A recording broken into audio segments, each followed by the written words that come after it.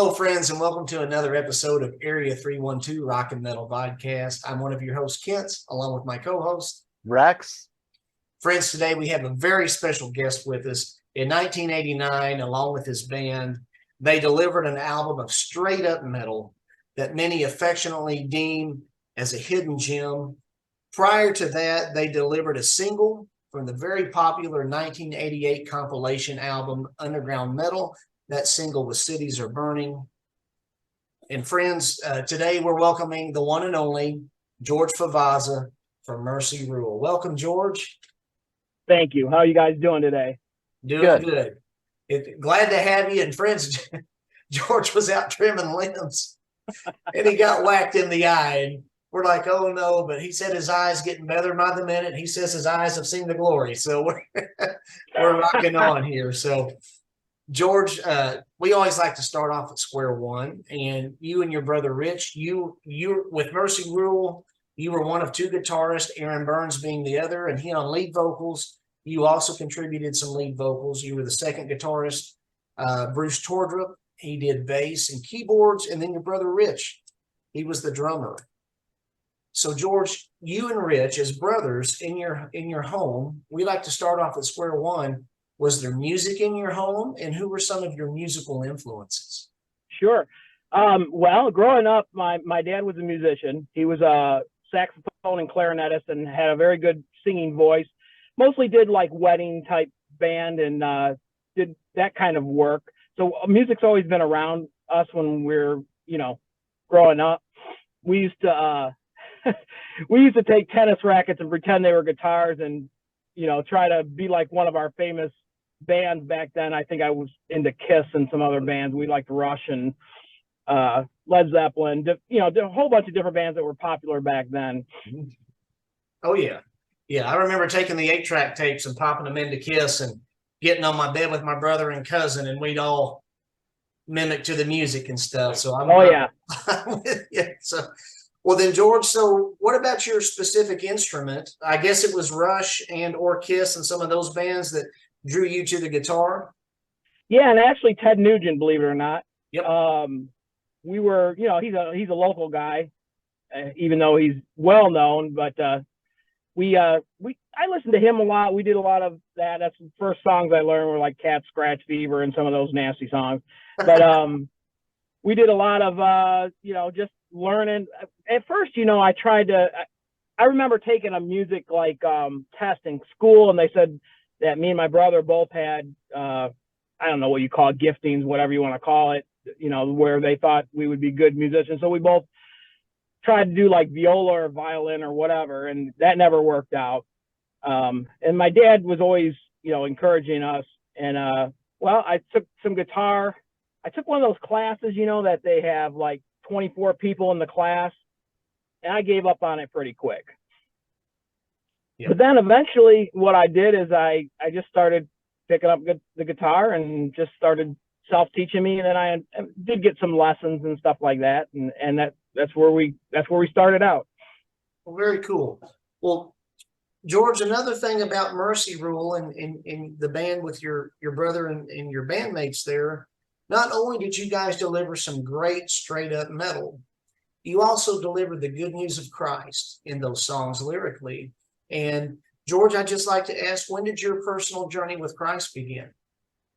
Well, my sister was hanging out with some different people and going to a Bible study at their house. And eventually she accepted the Lord. And then she, of course, was witnessing to us as brothers. It was kind of funny. We used to watch like Saturday Night Live, and we'd see different artists on there, and she'd like stand in front of the TV and tell us, you can't watch this, The church lady. Yeah, it was pretty funny. But we loved our sister, and eventually just from her witnessing to us, and Bruce actually dated my sister for a while. So that's kind of where it all started. And then he would take us to different coffee houses, and we'd see different Christian bands, and got interested. So then what we did is we thought, well, we're going to tone our music down and just kick out all the bad songs and just do the ones, those ones that weren't so bad lyrically. And but that's, and then, me and my brother John, he was in our band at one time. he was the bass player, and he wrote some of the lyrics to like "There's a Love" and a couple of "Don't You Know." I think he wrote the lyrics to. But I just remember being in his Pinto, his old nasty Pinto, and we gave our lives to Christ one time. We just both said, "Hey, you read this?" We were reading those little chick tracks, you know, those ones that are illustrated really nicely, and the prayer at the end. And we said, "Hey, we both decided we were going to ask Jesus into our hearts," and that's what we did. And eventually, the band just became Christian, you know. Very cool, very cool. I'm glad that you asked the Lord into your heart before the Pinto got hit, because I think those were the cars that blew up. They were. Yep. I do remember those chick tracks, especially the ones that look like $100 bill folded up, and you see somebody go, and then they get all mad. Whoever that guy was that illustrated those, he was an amazing artist. Yeah.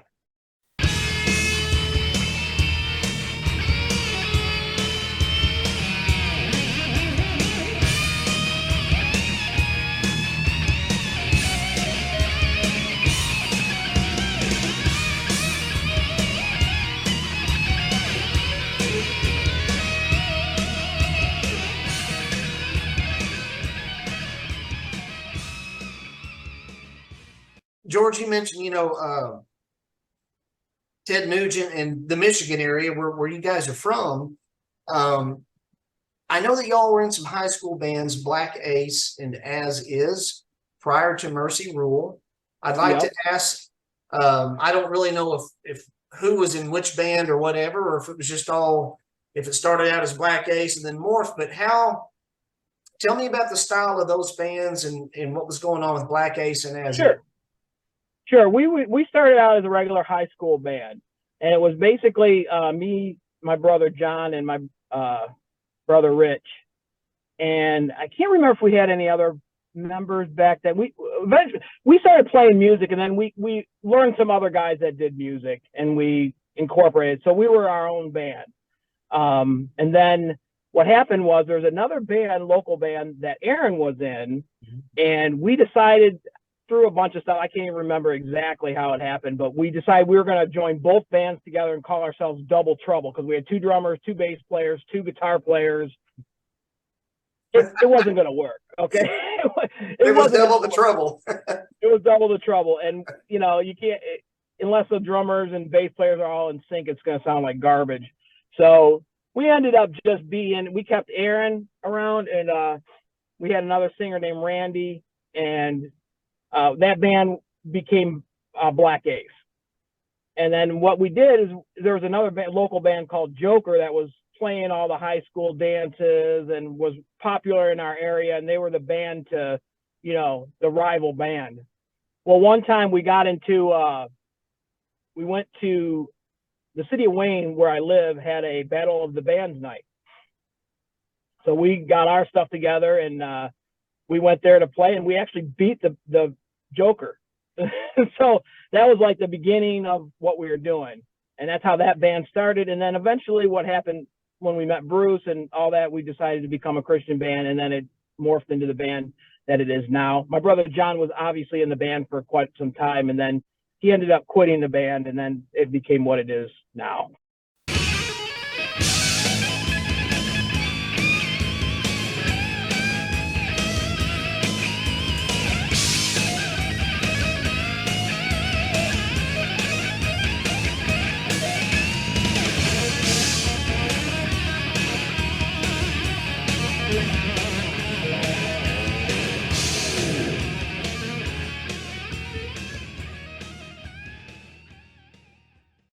So if I can ask George about the band's name, where did that come from, or who came up with that, or I'm just curious about the name with that. Sure. We had a couple different names. I think we ran through trying to think. I think we were called Dagger at one time, and then we were called I don't know. We went through a bunch of different Christian names, and none of them seemed to fit. We were As Is for a while, and that one was, we liked that one. It was AZIZ, not ASIS, but AZIZ. And Bruce came up with the name Mercy Rule. I don't really remember where he came up with it, but we all liked the sound of it, and so that's what we went with. Okay. And that was when we became a metal band. Aaron Sure. kind of was listening to heavier and heavier music. He was listening to like Rez Band and some of these other bands, Daniel Band, and some of these bands that started coming out. And then we gravitated towards metal. And eventually when Striper came out, we went full force into it. So you're saying like when you were Black Ace, you weren't metal then? No, we were more of a rock band, Black Ace. I mean, we played like Led Zeppelin, all the cover stuff. Okay. Freebird, anything you can think of that was popular in the day. We played those songs. Stranglehold, by Sure. Ted Nugent, all those songs back then. Okay. But back then, all that was still good music. It was great music. It just lyrically was terrible, and we even knew that because of Ted Nugent was very sexual in all his stuff. Oh yeah, so. Yeah. So full confession here. Years ago I saw Ted Nugent with Kiss, and I bought a Nuge T-shirt, right, because it looked really cool. He was riding a buffalo on the front. Well, I didn't see the back of the shirt, and I paid $30 for this concert shirt, and I brought it home. And there's a big old middle finger on the back. And I didn't like, seriously?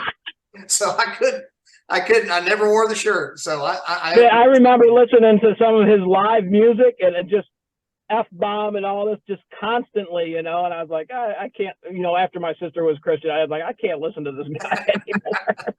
I understand. So George, Regency Records in 1988. Now this was my first taste of Mercy Rule. There was a popular compilation release called Underground Metal on Regency Records. Yep. How did Mercy Rule come to be included via the single for that album, Cities Are Burning? That's a very good question, and I racked my brain to try to remember how that came about. I'm going to say most likely we were sending our demo out to different record companies, mostly probably Christian record companies. I don't know, we had a lot of Cornerstone influence back then. We went to Cornerstone every year, and I don't know where Aaron or where we got some of the companies' names, or if we just started sending them out, but I think they got a hold of it somehow and got a hold of us, and that happened from there. Well, it certainly was a great single, very memorable. One of the ones that I especially remember, along with Watchmen from that album, and Chosen Stranger. But the following year, you guys recorded the original Overruled album in 1989 for ROXX Records. How did it come to fruition then that you all were signed with ROXX? How did that transpire? I believe also that came from the compilation album. I think Doug Mann, which owned REX at the time, heard it, and I believe he got a hold of probably Aaron. Aaron was the leader of our band. There's no doubt about that. He wrote most of the music, and I would write a lot of parts. I was a parts writer, but he wrote most of the music. And he did start writing lyrics too. I think he wrote Cecilia and a couple other songs that he lyrically wrote. But my brother John wrote a lot of lyrics as well. But I think we got contacted by Doug Mann, and we were already recording. We wanted to put out an album, so we were already recording it. I think we already had it, if I'm not mistaken, we already had it all recorded. And I think we were going to shop it to labels. And he got a hold of us, and he said, hey, we'd like to sign you guys, and we'll take what you got, and we'll put artwork to it and press it and put it out, produce it and sell it, And I think that's how it pretty much came about. They Gotcha. sent us a contract through the mail, and we looked at it and signed it. And Yeah.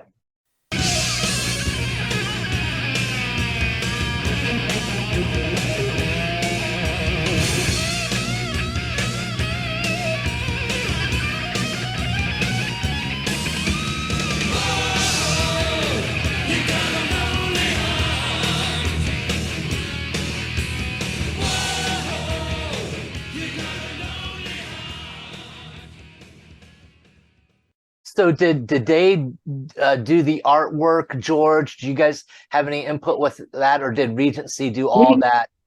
They did all the artwork. We had no input on the artwork whatsoever. In fact, I've kind of, to be honest, I don't like the logo that they use. We had our own logo that, if you ever seen our concert shirts, it's a different logo. I wish we would have coincided and talked about it and got them that, but back then, you know, there wasn't the internet and all this, you know, Right. it's easy to communicate now. Back Right. then, it was a lot more difficult. Yeah. So we, you know, we didn't have much say in that. And to be honest, when the artwork came out, I was kind of like, I don't know about this. I did kind of cool. I thought the Army guys across all the, you know, across the CD and stuff, I thought that was kind of cool. But other than that, I didn't care for the artwork. Well, George, going back to 88 and 89, or during this time when all this was clicking for Mercy Rule, how often were you guys playing out, and what types of venues were you playing in? Were you guys more of a club band or a church affiliated band, like whether it's events or things, or, you know, what types of venues were you guys doing? You know, there was a lot of coffee houses back then. And so we played a lot of the different circuits of coffee houses. Basically, there was one called Shalom House, and Harvest Ministries was pretty much where we got most of our start there. We played there quite often, even as is. I think we played there with a coffee house in Detroit, small coffee house, Christian. But as we got to be Mercy Rule, they moved into a funeral home. Pretty crazy story, to be honest with you. They're in this funeral home, and we you'd have to actually ride the elevator shaft down to the basement where they would prepare bodies for our concerts. So we would take all our equipment, put it on this flat elevator, and would go down to the basement, and then we'd set up in the basement. But that place, we really started drawing people there. We had probably 100, 150 people in there, and it was a small place. It was crazy crowded. That was a lot of fun back then when there was a lot of people. But, you know, most of the time we played those. We ended up started playing a lot of bars. We played some of the nasty clubs like Blondie's and the Ritz, and that one's actually pretty nice. And we had one downriver. We call it downriver around here where it runs along the river. That one was at a place called Free Spirits, and they had real cool lighting and real good sound system. We played, I think, Barren Cross there, Vengeance Rising, and we played with Sacred Warrior there. So yeah, we played kind of a mixture of different things. Sure. And we didn't get to play at many church youth groups. I don't think the churches were too accepting of the music back then.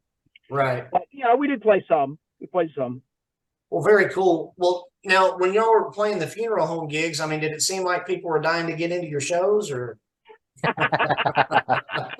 I'm sorry, I couldn't resist. But I'm bummed. I thought we were bringing life to them and not death, but oh. yeah, those are some fun. We ended up, you know, I actually went to that church for a couple of years, and when me and my wife got married, she didn't like my church, I didn't like her church, and we ended up going to the church we're still at now. So, but yeah, it was a rock and roll church, so it was cool back then. Well, very cool. Well, George, let's talk about maybe any Spinal Tap moments, any fun or funny stories or special memories made from back in the day. Is there anything that especially sticks out to you when you guys were rocking and rolling in full force? Yeah, most of the time I was a little bit of crazy kind of a person. If you ever see the videos that they put out, I'm always moving. I don't play at all like that now. I watched a video the other day, and I'm like, oh my gosh, I was nuts. I was like running everywhere.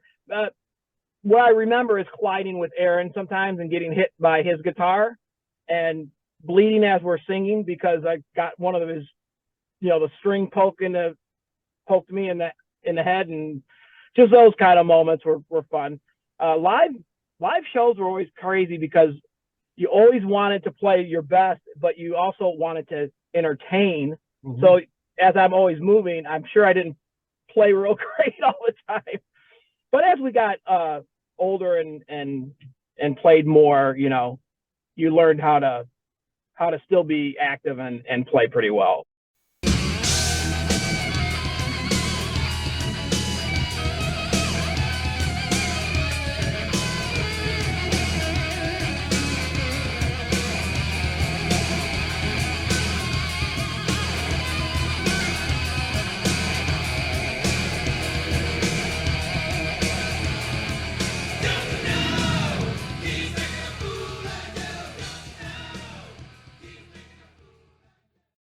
We've had some weird moments. We had this one place we played down in Tennessee, and we played at a bar, and then we were going to this college town called Murfreesboro, if you've ever heard of Murfreesboro, Tennessee. Yep. And it was this place, and we went there, and there was another band playing with us, and we had some kind of our manager had some kind of a contract with them, and I remember there was 2 people there, and then just the band people, you know, so there was like literally no crowd, and we were talking about not playing because, and this lady comes up and says, if y'all don't play, we're gonna sue your butt. Of course, she used the other word, so we ended up playing that show for 2 people.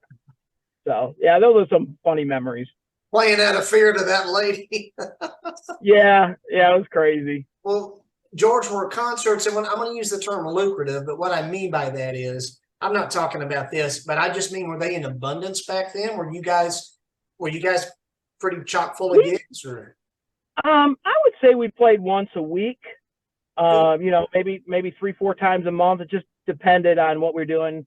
You know, it took a lot out of you to do concerts, and back then you had to bring everything unless you're playing in the bars. I think that's part of the reason we played the bars, because then we didn't have to bring a sound system and lighting, and we didn't have great lighting. We had, you know, PVC things we made out of lights and just funny stuff like that back then. But yeah, things have changed a lot since then. So we never, as far as actual money, our band probably put out more money than we made ever. So I think it was par for the course amongst most rock and metal bands of the Christian variety. You know, it's absolutely, yep. So George praised was the band's talent with the dual guitars, the tight rhythm section, and the lead vocals. I contend, as do I think several of my peers, that Aaron's lead vocals, he sounded a lot like Klaus Meine from Scorpions back in the day. And you know, it's funny. Everybody says that, and I hear it. I listen to it, and he had a nasally type sound, and we never listened to Scorpions. To be honest, I don't think any of us were influenced by the Scorpions. Although I do appreciate their music and like them, but I don't think they weren't like something we listened to all the time. You know. Sure. Well, and you know, picking the album back up, then celebrating the remaster. I used to be a big fan of a band called The Cult. Ian Astbury was the lead singer, and honestly, there's a lot of kind of a timbre here and there that reminds me of Ian Astbury that Aaron delivers, but it's all good stuff, is what I'm trying to say. The band was praised for what you guys were delivering. The only contingency is that the talent that you guys displayed, you know, the original release, you know, they felt like there was a low budget production. And my question is that, and I think we've already kind of addressed this, but you know, you guys, as well as a host of other rock and metal bands that delivered a Christian message, I don't think there was much of a budget to work with back then for albums, right? Oh heck no. Oh yeah, completely.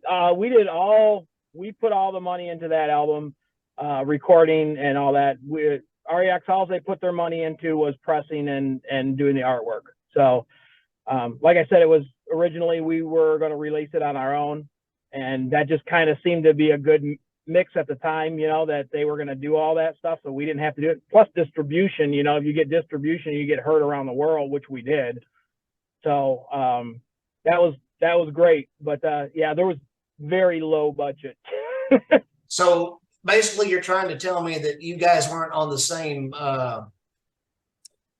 tier. You guys weren't being handed out the budgets that Cinderella and Skid Row were at the time, right? Oh heck no.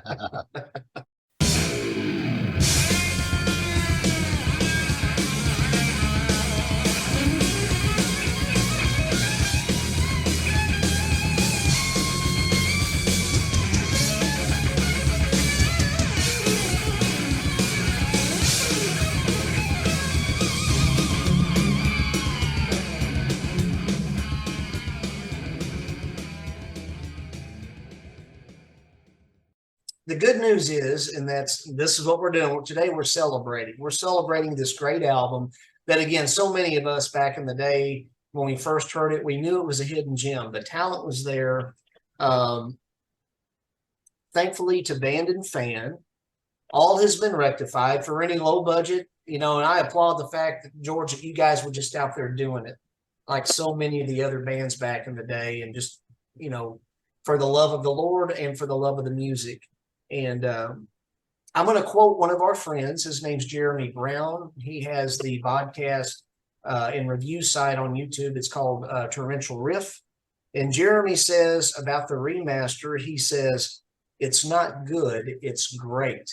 And so this is almost 35 years, George, 34 years after the release of this in '89. We're still celebrating this album. And it's it's crazy to hear because, you know, we put it out and we were never happy with it. I felt like some of our demo stuff that we put out was actually better than it.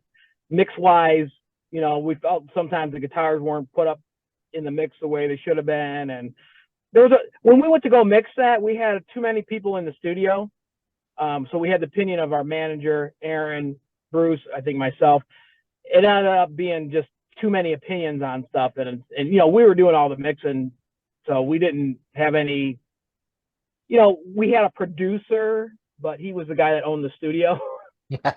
So, you know, it was kind of his opinion. He go, what do you think of this? What do you think of that? What do you think of this? And, you know, it almost felt like he was wasting time to make our money go up, you know, but it didn't come out the way we thought. And it's pretty interesting to see just a remaster of it, not even a remix of it, and getting it celebrated quite a bit from that. So if I can ask, George, what were the circumstances that led to ROXX Records doing that for you?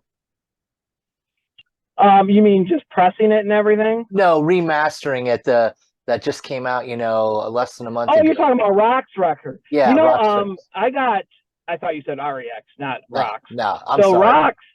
ROXX contacted me. There was somebody else that they know contacted me and kept asking me. I think they asked me a couple of different times if if they could remaster it, and I'm like, well, I'm not really the person to ask. Aaron is, because Aaron wrote most of the stuff, and you know, he's always been the leader of the band, so I wouldn't undermine him, you know. So I would send him to Aaron, and I don't know. This last time, I think it just got more serious, and they talked to Aaron. And I'd be honest with you, I don't even know where they got the mixtapes from.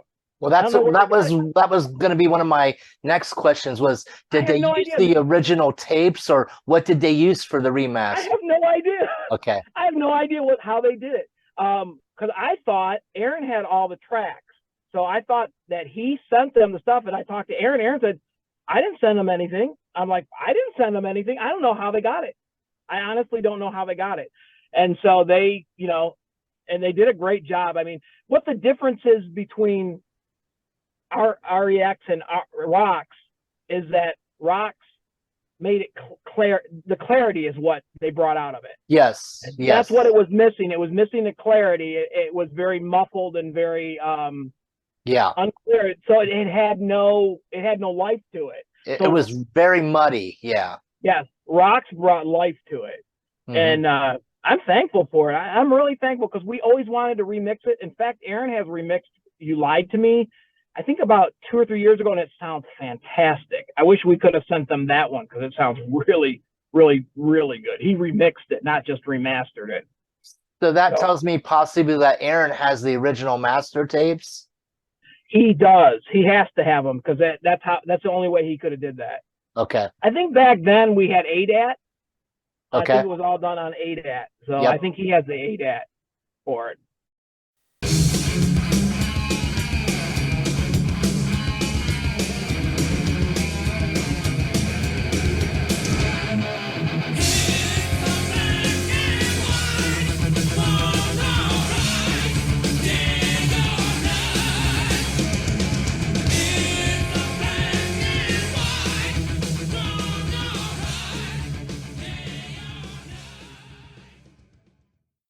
A lot of times, George, just for the sake of conversation here, a lot of times if because, you know, unfortunately, a lot of times the original master tapes or whatever are lost. And so a lot of times they'll take virgin vinyl and use that vinyl that has not been played before, and they'll unseal one and use that as a way to mix and everything. I'm not saying that's what ROXX did. I don't know. But, yeah, I have no clue what they did. But nonetheless, it sounds fantastic, and the proof is right here. I own it.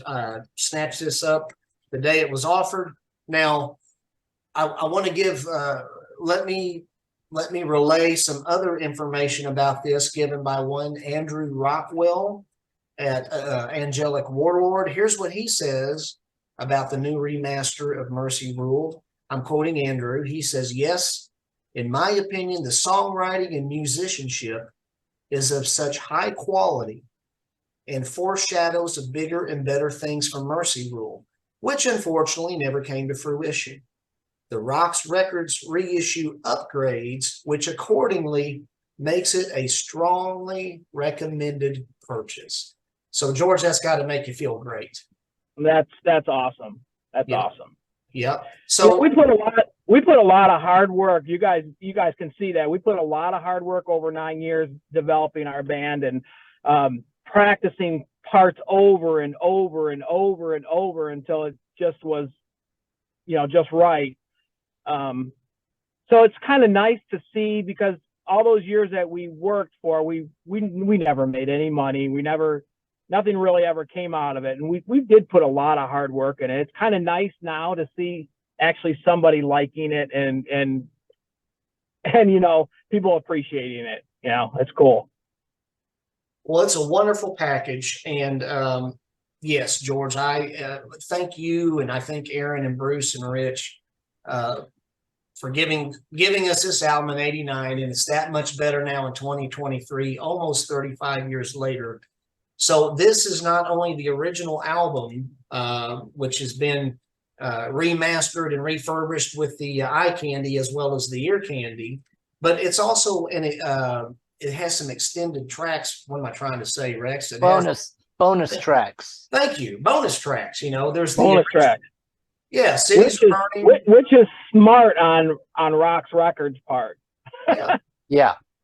So that begs the question, though, what I'm wondering here, where I was going with that, George, is did the band have a follow-up album planned?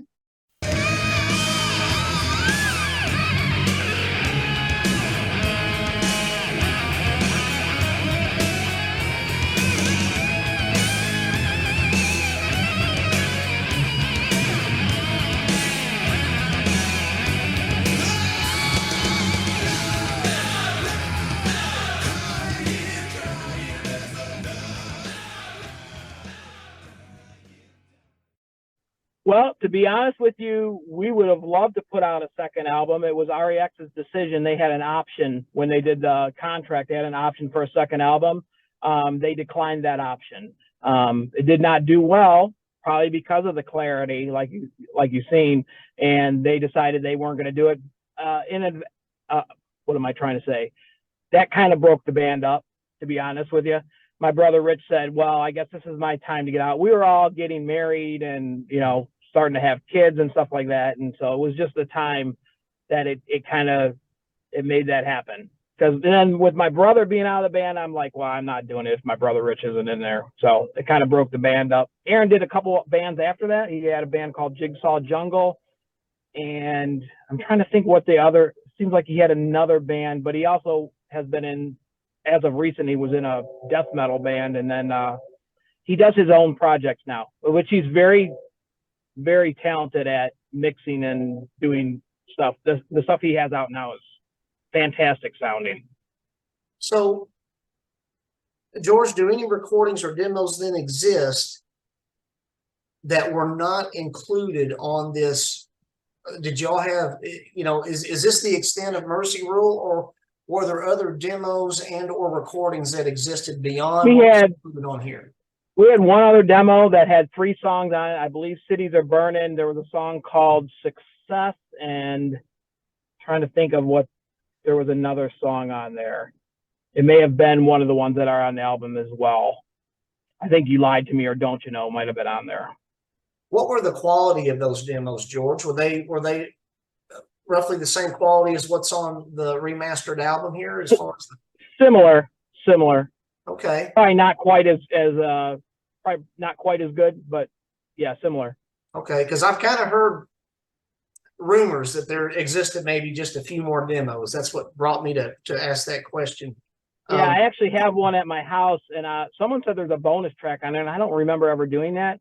but I'm afraid to play it because it's a cassette that's 30 years old and I 40 years old, and I'm afraid that it's going to destroy it if I try to put it in a cassette player. Sure, sure. So, I'm just wondering, George, I mean, with Aaron still doing music and the way that technology is today, I'm just wondering if there was ever a chance that, I mean, do you see the guys? I know you see Rich, but do you see Bruce and Aaron at all, or do y'all communicate? I hadn't heard from Aaron in years, but he lives 5 hours away from us. So I have talked to him as of recently, mostly texting back and forth. And since we had ROXX Records do their thing, I've talked to him a few different times. Bruce I'd seen a couple weeks ago, and we got together a couple times and we reminisced about a bunch of stuff. And to be honest with you, I really want to, there's a couple things I want to do. One, I want to start writing some music, and maybe we could record it here and have Aaron put stuff on it as well. I know he's kind of open to it, so we'll have to see what happens there. And then I want to put up a Facebook page that has all old, I got hundreds of photos, just different photos that people could look at. And I want to put out a couple t-shirts and things that people can buy from. That would be awesome, George. I would love that. I just haven't had the time. I'm super busy with my lawn care and my pizza business. So it's really hard for me to do it. And again, I don't want to put out something that's crappy. So I've been trying to get some inputs from some people that are a little bit more savvy on the website and Facebook type stuff. So. Gotcha. Well, now you tell me, because George, I'm the guy that edits the pictures and the graphics and music. Mercy Rule stuff's kind of hard to come by, brother. I just want you to know. So I look forward to seeing some Mercy Rule stuff online. I think that'd be awesome.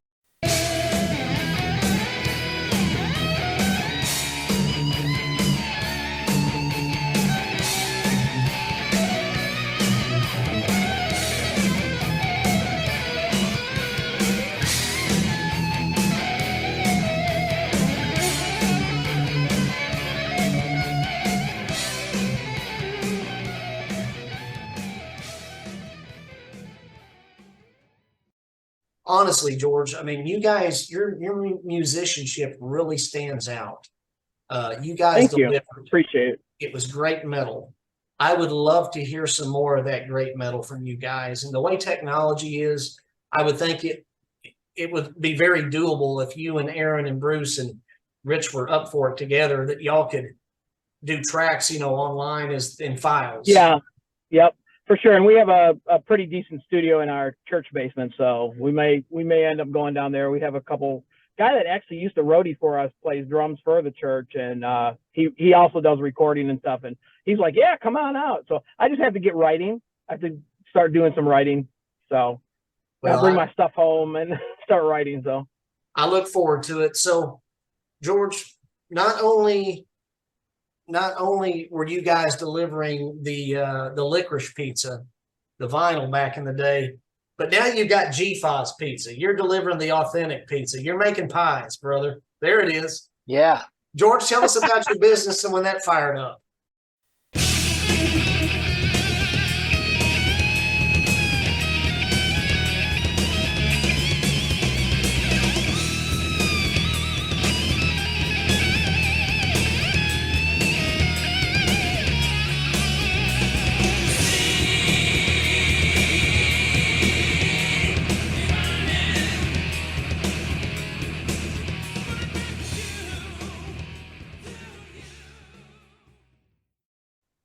Yeah, so kind of a cool story. Actually, when our band started, me, Aaron, and Rich all worked for Domino's Pizza.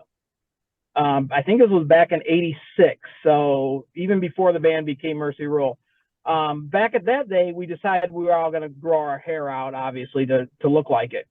So we were working at Domino's and, putting our hair up in a ponytail or whatever. And it came down to Tom Manahan telling us that we couldn't work there unless we got our hair cut. So we all bought wigs to hide it, and they took pictures of us, and they could not pick out the guys that were wearing the wigs. So we put all our hair up in the wig. Well, they would not schedule us to work unless we cut our hair. So we ended up quitting Domino's, and I think we all worked for a couple different pizza places. I ended up working at Pizza Hut. I worked for Pizza Hut for 17 years. So that's kind of where the pizza came in. I just started deciding I wanted to develop my own crust, my own sauce, and I started doing that. And to buy an actual place was too expensive, and I thought, well, food trucks started getting popular then, and I decided I was going to build a food truck.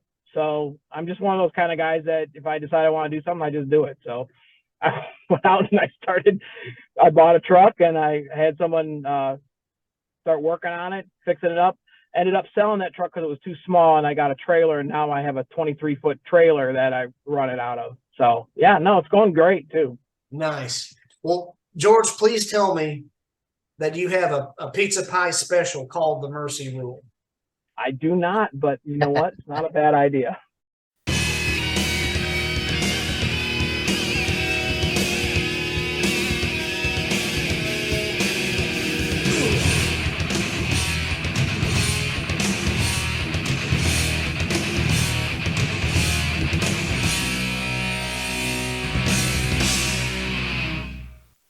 I would like to hear some new music or just to see stuff on Facebook, just to reminisce. I know that takes time, but I will be looking forward to that, George. So I usually have more time when the winter comes because I do snow Sure. removal, and it's just when it snows. So I Sure. usually have more time back then. So hopefully I'll have that up by this winter time. That's the plan anyways. Cool. So George, I want to congratulate you and all your bandmates.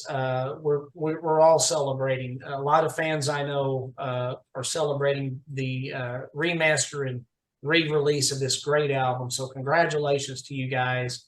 It's well deserved. My last question, George, is if you could say anything to your friends and fans throughout the years who have supported Mercy Rule and that you have great memories of, and if you could share anything with your fans and friends, what would you wish to tell them?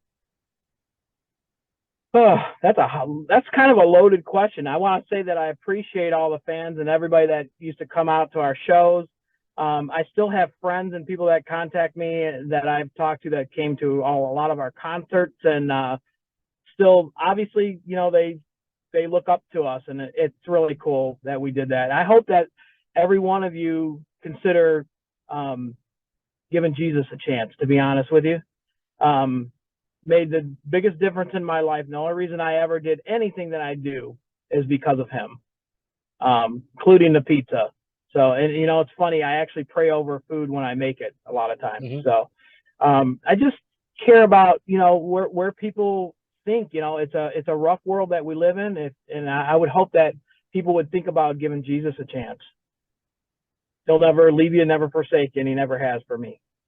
Amen. That's the truth, George. Thank you so much for that. And one thing we much like you and praying over the pizzas, George, we always like to honor the Lord, and we always at the end of every interview we like to keep the main thing, and read from the Lord's word. And Rex is gonna take us home, so to speak. We have a message from home. Rex is gonna read a little verse of scripture, and then we'll close it out. But stick around for one more moment after we do. I appreciate that. George, the verse of scripture that I selected, it kind of pertains to the band's name, and it's from Zechariah chapter 7, verse 9, and it reads, "This is what the Lord Almighty said, administer true justice, show mercy and compassion to one another."